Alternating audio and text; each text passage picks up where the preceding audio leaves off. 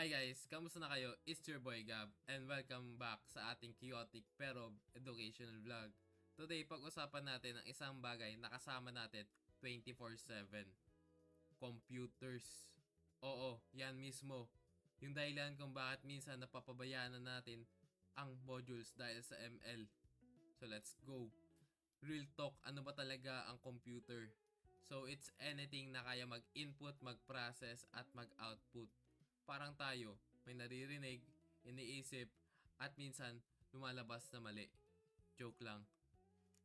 Hindi lang laptop or PC ang computers.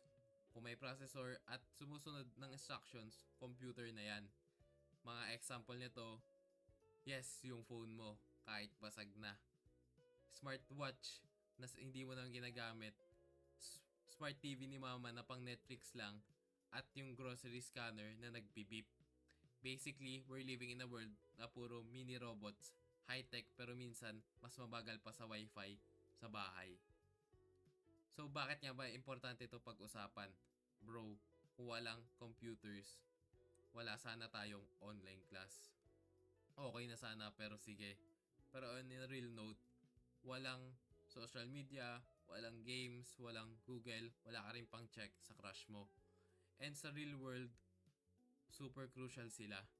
Sa hospitals, banks, businesses, transportation, and even science.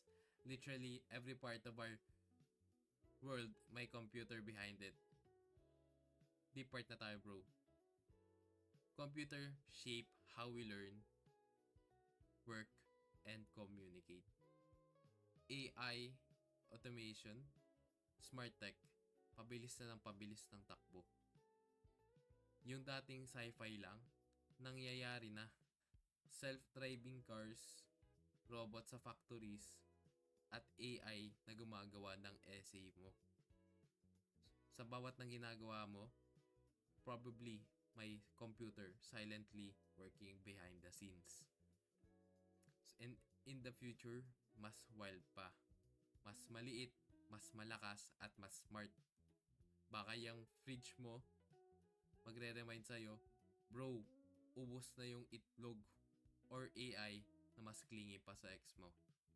So bro, tropa, kung umabot ka dito sa part na to, solid ka, and hindi lahat umabot sa dulo ng tech explanations, kaya ibig sabihin, premium ka, limited edition, and OG.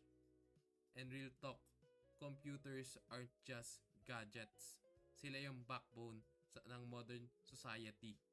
Every message, game, search, may computer behind it. So ayun, kung may natutunan kayo today, kung nag-enjoy ka kahit konti, like mo na yan, bro. And kung bago ka dito, subscribe na, comment mo na rin sa baba kung anong next tech topic ang gusto mong makita. AI ba, robots, or kung bakit naghahangi ang laptop mo. Share mo na rin sa tropa mo, classmates, pati na rin sa pinsan mo naghihiram ng charger na hindi naman binabalik. And once again, this is Gab para sa vlog na educational pero chaotic, fun pero may sense. At syempre, tech made easy, Jolog style. Thank you for watching and as always, ingat, stay curious, and huwag kalimutan mag-charge. Peace out.